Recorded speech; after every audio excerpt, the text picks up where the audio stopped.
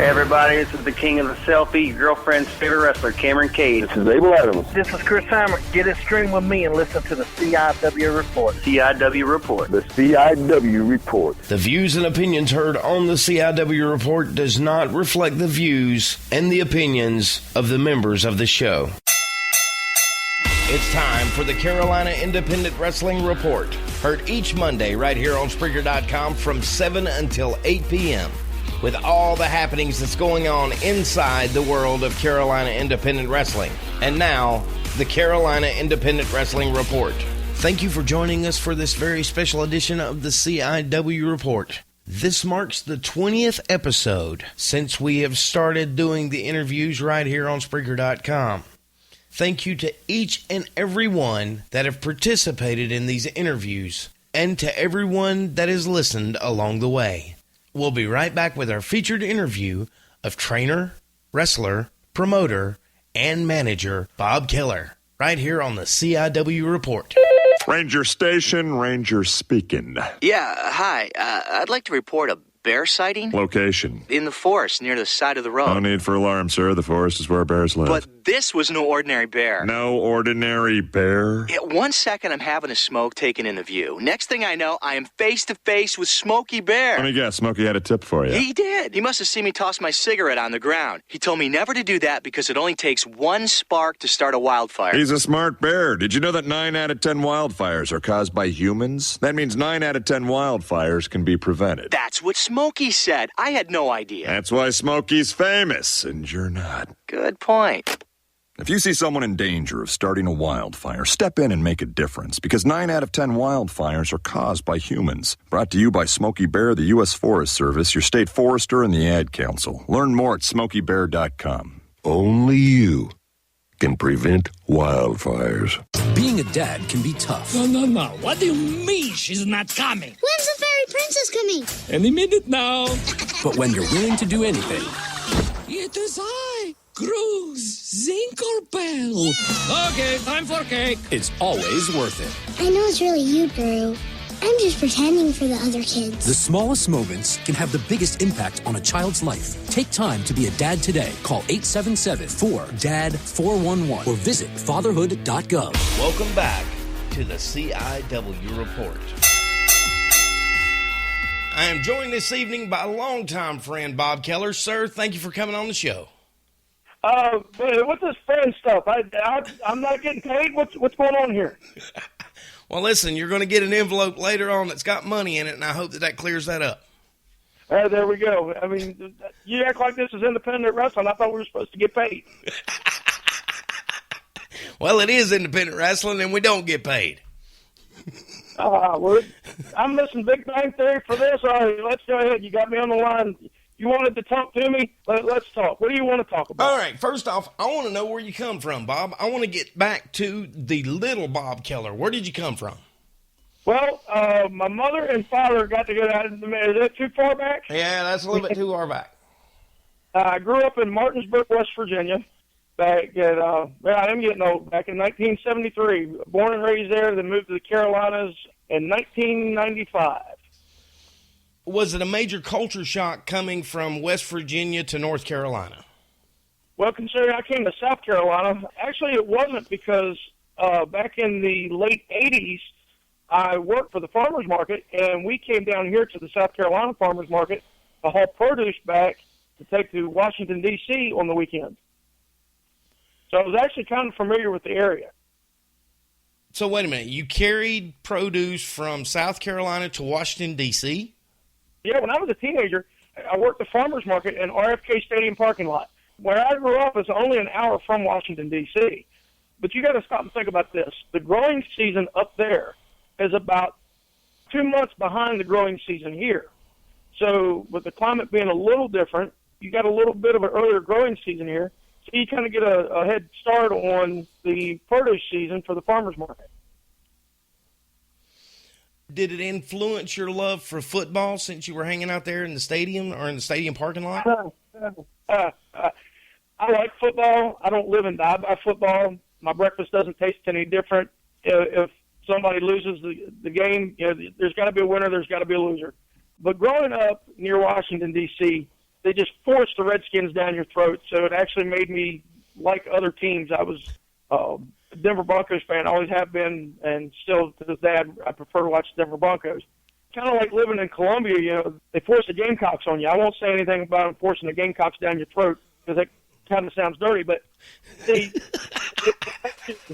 it makes you not like college football, or it makes you not like sports when people just live and die by it. You know, it's funny. You hear people, oh, we won, we did this, but let somebody lose, and all of a sudden it's like, I can't believe they did that. You know, it's we as long as they're winning, but it's them when they lose. And it's that kind of sports fan that I really don't like to be around. I totally understand, sir. Okay, so now let's shift gears and go into the world of professional wrestling. Who was the first guy that you noticed that made you say, you know what, that's what I want to do? Oh, I loved Bob Backlund when I was a kid. I'll take you back a little further. My father is originally from Baltimore, Maryland. So my grandparents used to take my dad and my aunt to the old WWF to see Bruno Sammartino and guys like that, and Ivan Koloff, Superstar Billy Graham. And then as we were growing up in Martinsburg, we would go to the Capitol Center in Landover, Maryland to watch the WWF. But Bob Backlund was really the first one that stood out, and then was fans of the Wild Samoans. Was actually pretty upset when Rocky Johnson and Tony Atlas beat the Wild Samoans for the WWF Tag Team Championship. So what was it about Bob that made you want to do this? I mean, what was it about his character? What was it about his gimmick? What made you want to do it? To really sit back and think about it, I remember when Bob Backlund was on TV, they brought some kids out one time and had them wrestling around, and I thought, wow, that would be great to be able to go and do that. And you know, that was something that stuck with me. And my great-grandmother, bless her heart, the sweetest little lady in the world, but when wrestling came on, you wanted to be out of her way, because if somebody was on there and they were fighting dirty, you know, she would holler at the TV, and this poor woman wasn't even quite 5 foot tall, but you know, when wrestling was on TV, you did not want somebody like Dirty Dick Murdoch to be on your TV, because if it was, she was fired up.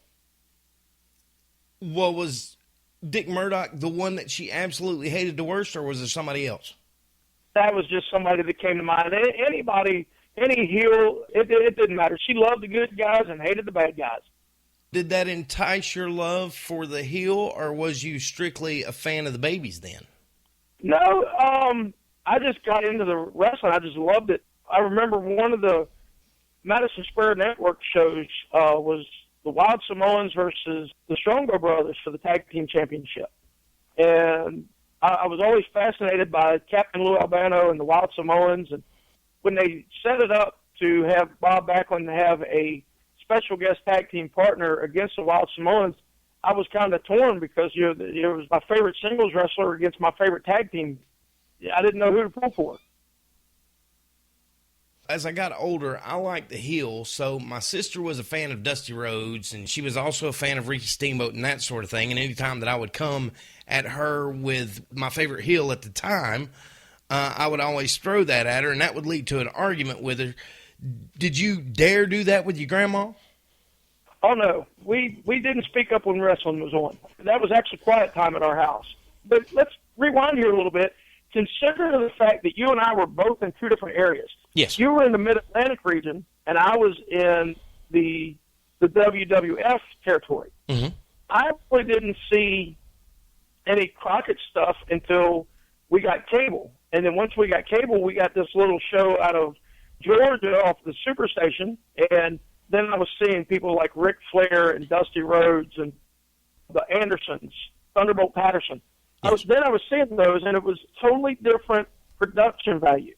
But to me, the wrestling in the Mid-Atlantic territory and world class was better than what you were seeing with the WWF. I think what really helped the WWF was the fact that they had a better production value.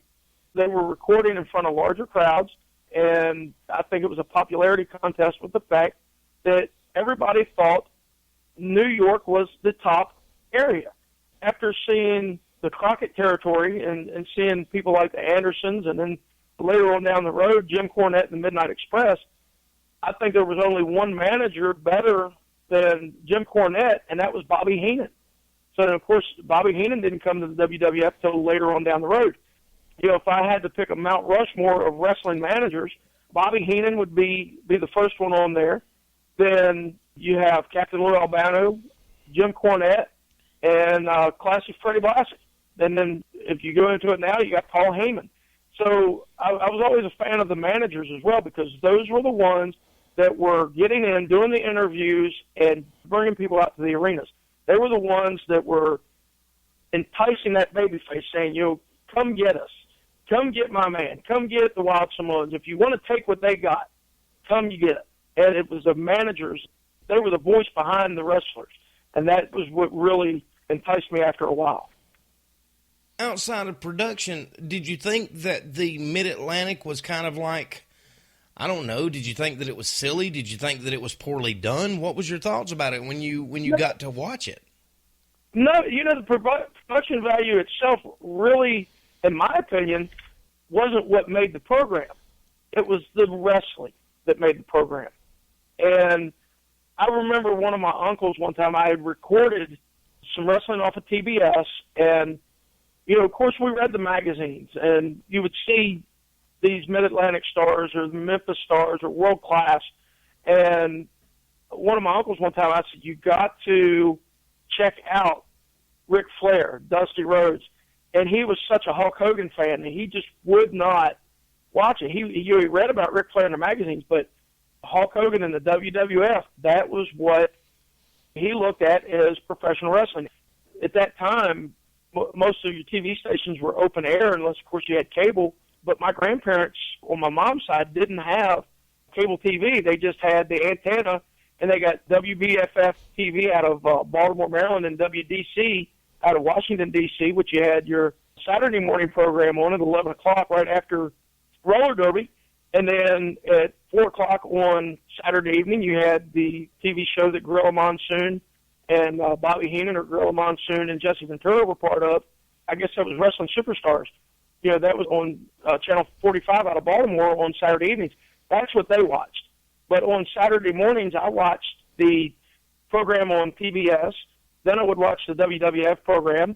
Then later on in the evening, I'd watch another WWF program. And then Saturday night at 6:05, of course, I would watch the PBS program.